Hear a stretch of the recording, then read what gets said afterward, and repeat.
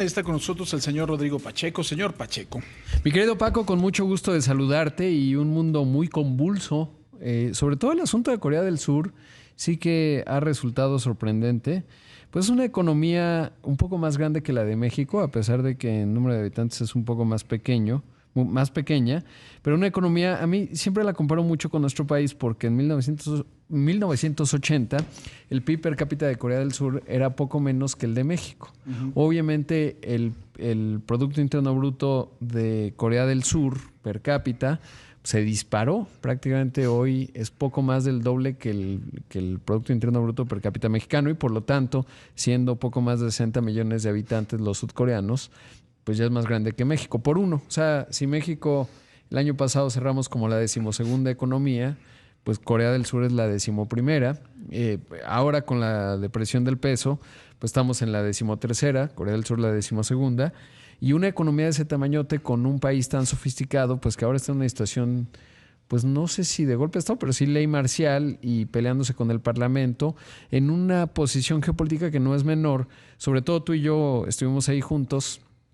Pues Corea del Norte es una amenaza muy tangible y ese es el argumento que ha tomado el presidente sudcoreano para declarar la ley marcial, en parte en contra de la oposición.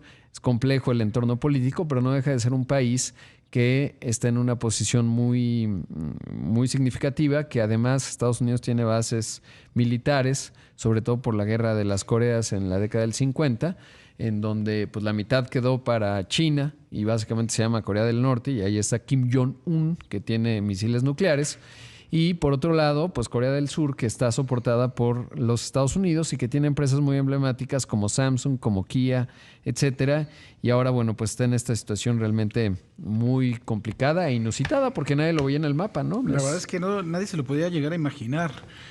Ahora, Corea finalmente tiene una vida política muy convulsa. Sí, ¿no? de toda la Porque, vida. bueno, Ajá. de entrada, actualmente la expresidenta del país está en la cárcel Sí. por Exacto. haber hecho negocios con algunas empresas privadas.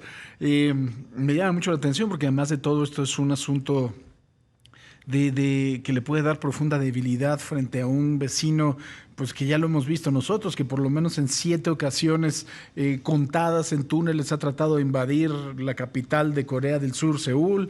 La verdad es que es un asunto complicado, ¿no? Sí, y sobre todo, Paco, que además es un país que llegó a la democracia en el 98, nosotros en el 2000, te digo que más o menos nos parecemos. Es un país que tiene un grado de fertilidad muy bajo.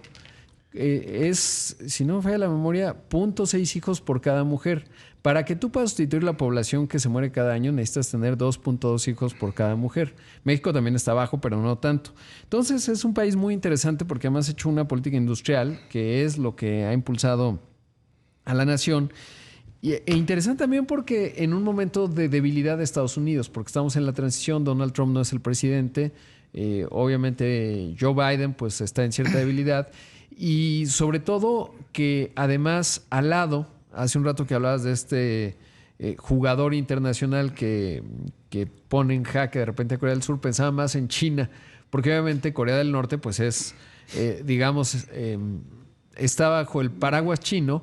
Y ahora, pues, bajo el paraguas ruso, ¿no? Porque le anda prestando soldados al señor Putin para su guerra allá en Ucrania. Entonces, la verdad es que tiene un paraguas interesante, ¿no? Pero la verdad es que me parece también totalmente inesperado. Además, un país que disparó su economía con base nada más en el desarrollo tecnológico, Sí.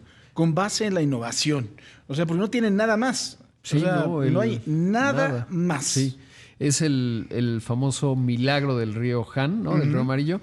Y luego está el otro tema en Francia, que pues mañana van a someter al gobierno a un voto de no confianza, a ver si sobrevive el gobierno de Macron, ya en una enorme debilidad.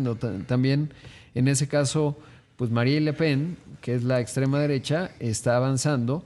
Y entonces, de repente, vamos a empezar 2025 con un mundo realmente pues muy interesante, muy convulso, y a eso sumaría la debilidad que hay en nuestro socio del TEMEC, del Tratado México, Estados Unidos y Canadá, que es Justin Trudeau, que ayer pues la gente de Trump filtra que le hizo una pequeña bromita que pues es una humillación y le dice, oye, si esto sigue así, si te aplicamos aranceles, pues se van a debilitar tanto que los podemos absorber como el Estado 51 de la Unión Americana y tú puedes ser el gobernador, ¿no? Y eso me hace pensar en el caso México, sobre todo por los riesgos que van implícitos cuando te reúnes con Donald Trump. No te preocupes.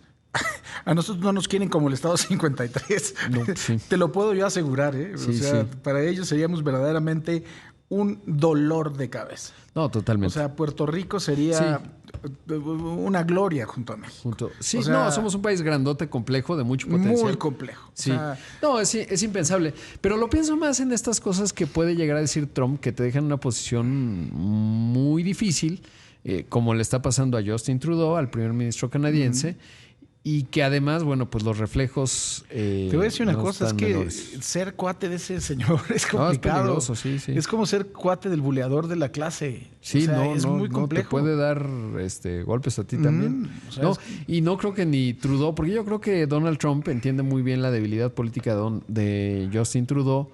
No es el caso de la presidenta de México, que tiene una legitimidad importante, acaba de salir de las urnas y eso, bueno, pues le ayudará eventualmente. Y eso me lleva al otro tema, Paco. Se reunió la presidenta con ejecutivos de Standard & Poor's. Interesante, la verdad es que eso me parece positivo, sobre todo porque venimos de quien califica las calificadoras en el sexenio anterior a, bueno, pues tratar de tener diálogo con las compañías de calificación que finalmente te pueden gustar o no, te pueden caer bien o mal, puede estar o no de acuerdo con lo que piensen, pero son las que le ponen pues la calificación y por lo tanto lo que pagas de intereses como país cuando coloca deuda a México, pero también para todo el entorno de las empresas que operan en México. Entonces es positivo, yo creo, que haya este diálogo, que haya esta fotografía, porque te habla del jefe del Ejecutivo, en este caso la jefa del Ejecutivo, preocupada, bueno, no sí preocupada, pero por lo menos ocupada en tratar de plantear su narrativa económica. Se ve complejo, sobre todo cuando tú dices, oye, yo creo que vamos a crecer entre 2 y 3% en el presupuesto 2025, y eso pues está muy lejos, digamos, de los pronósticos del consenso en el sector privado y sobre todo, bueno, de la intuición en términos del crecimiento económico que estamos observando, considerando los desafíos 2025. Pues es interesante, de verdad que se va a poner el próximo año, que hay que descansar mucho en las vacaciones, ¿eh? Porque esto va a estar... A ver si podemos, porque todos estos momentos de mucho cambio pues generan espacios vacíos que se llenan rápido y cuando todo el mundo está descansando es cuando se aprovechan y por eso pues lo que comenzaba con esta sección con el tema de Corea del Sur. Oye, Paco, hoy entrevisté a Manuel Romo, el presidente de Banamex, y bueno, pues esto es lo que dice justo hablando de cómo se ve el 2025 para ellos. Mira, el 2025 en Banamex nos llena de entusiasmo porque el banco tiene planes muy importantes de inversión tecnológica. Vamos a estar invirtiendo de manera muy importante en nuestra aplicación digital. Vamos a estar haciendo productos, beneficios, etcétera, fundamentalmente al segmento joven de la población. Vamos a seguir trabajando muy fuerte con nuestros socios como BlackRock para distribuir fondos desde montos muy pequeños hasta montos importantes de la banca empresarial y privada. También nos entusiasma mucho lo que estamos viendo en crédito, tanto en PYME como para la banca empresarial. Entonces yo diría que hay muchas avenidas de crecimiento que nos entusiasman, Rodrigo, para el 2025. Pues ahí ya después de la decisión que ayer se formaliza y van hacia el 2025, no hablamos mucho de la oferta pública inicial de Banamex porque pues todavía hay muchos temas regulatorios enfrente y es poco lo que puede decir. Y el otro tema, hoy estuvo en la mañana también Diego Camargo, el CEO de BMW Group México, cumplen 30 años. Es interesante cómo pues el mercado mexicano, me lo decía Diego, es de los más competidos, ¿no? Porque a diferencia, por ejemplo, de los otros dos países de la región Norteamérica, Canadá y Estados Unidos, aquí han llegado los jugadores de China con unas capacidades formidables, más los que ya teníamos, y entonces pues tienes un mercado de los más competidos del mundo y es interesante estar observando cómo están navegando las distintas compañías. Muy bien, señor Pacheco. Gracias, mi Paco.